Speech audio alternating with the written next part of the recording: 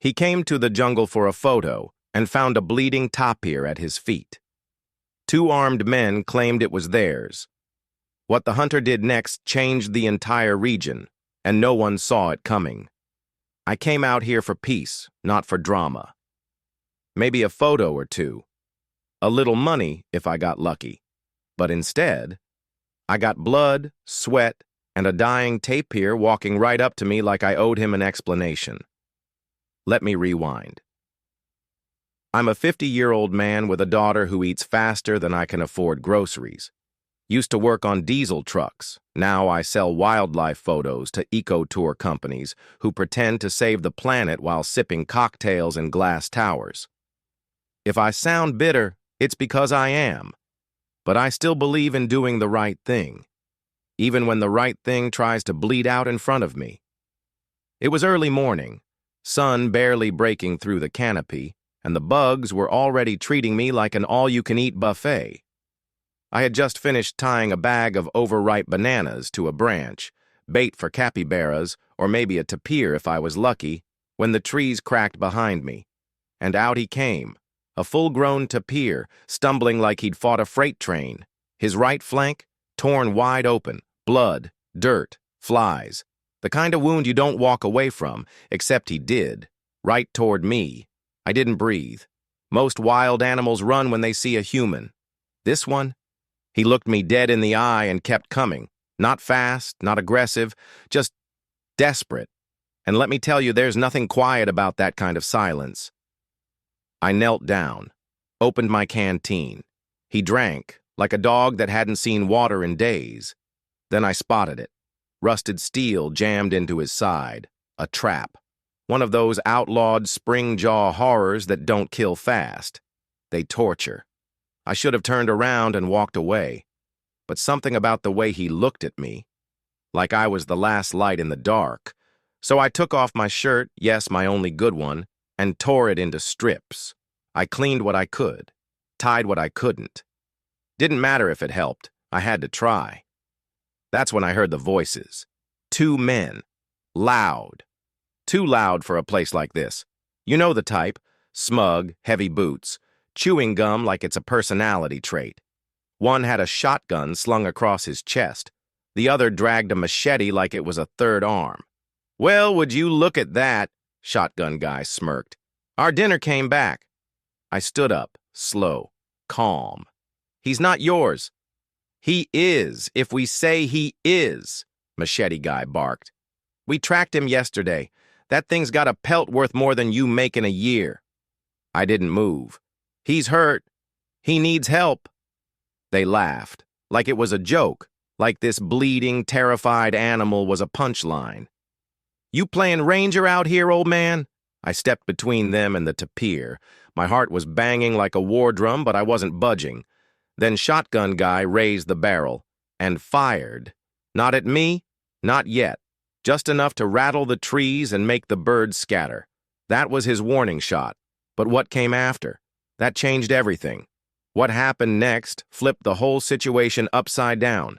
You won't believe how deep this mess goes. Stick around. It's just getting started. That warning shot wasn't for the tapir. It was for me. The guy holding the shotgun kept his finger near the trigger but his eyes.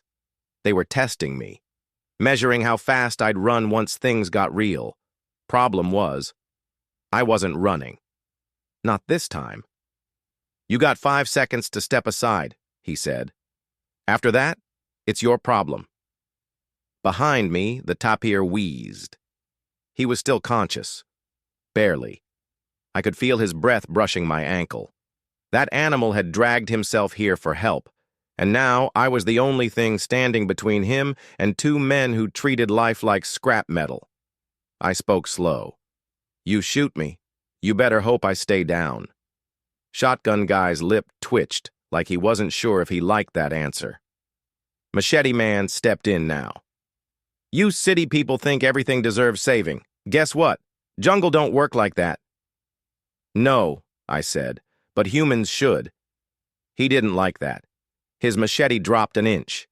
That blade was scratched and stained, not from cutting trees either. I didn't back off. "You got a problem?" he snapped. I nodded toward the trap still wedged into the tapir's flesh.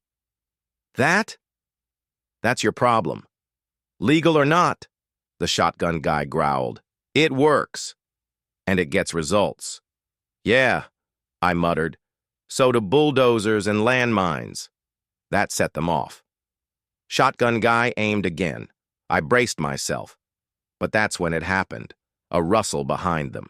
Someone else stepped into the clearing. Another man, older, wearing a forest ranger patch. Real one. Not one of those DIY sheriffs you meet on back roads.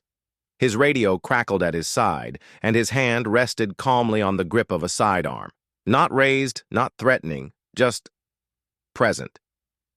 You boys mind telling me what's going on here? He asked, voice steady like a teacher catching a kid cheating mid-test. The hunters froze. They hadn't seen him coming. This tapir yours? The ranger asked. Machete Man coughed. We injured it yesterday. Was planning to finish it off. The ranger raised an eyebrow. So you left it to bleed out overnight in a federal preserve, then tried to finish the job in front of a civilian witness? Shotgun guy opened his mouth, closed it again. I didn't speak.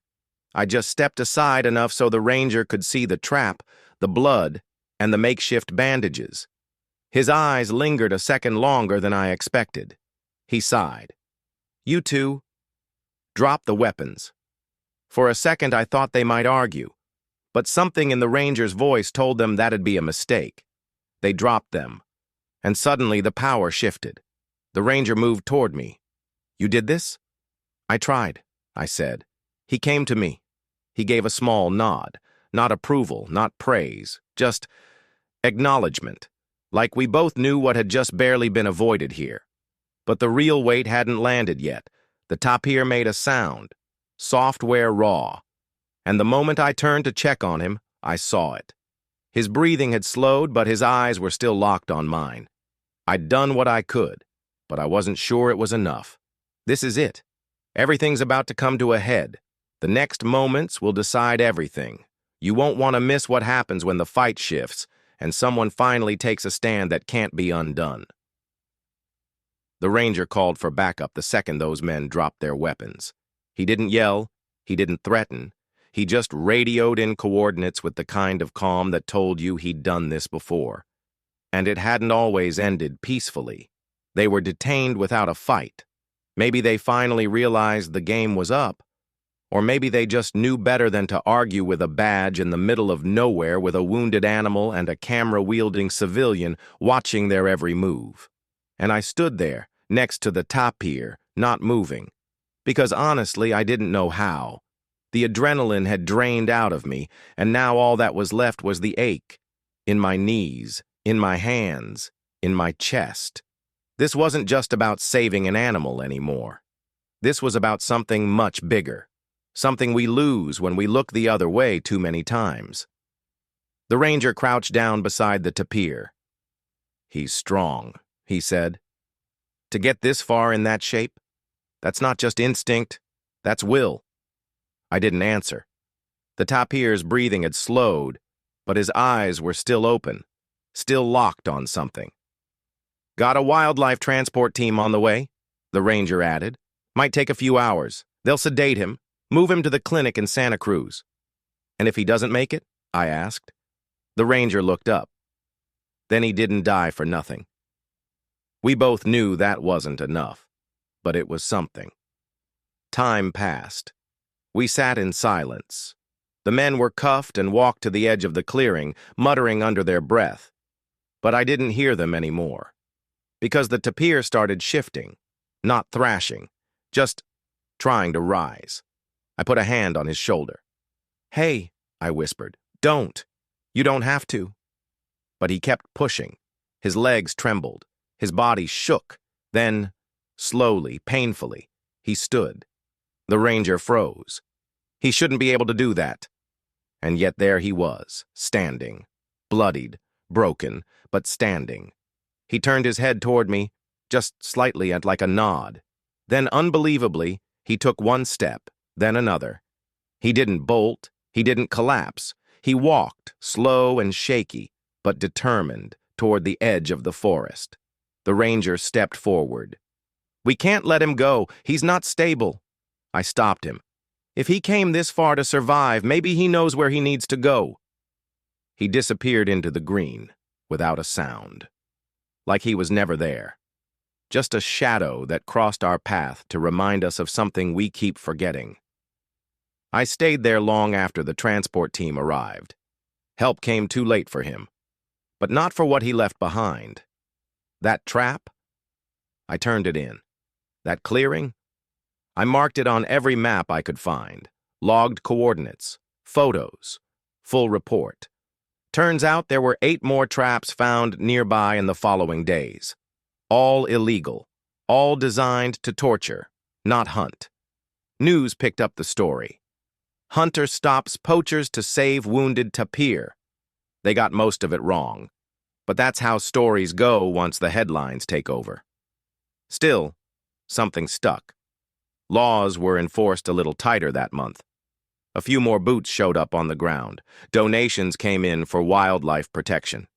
Not millions, but enough to matter. And me? I went home. Told my daughter everything. Not the headline version, the real one. About the day I thought I came to the jungle for money and ended up finding something worth more. That's how it ends. Not with a medal, not with glory, but with the choice to do what's right when no one's watching. And if that's not worth remembering, then what is?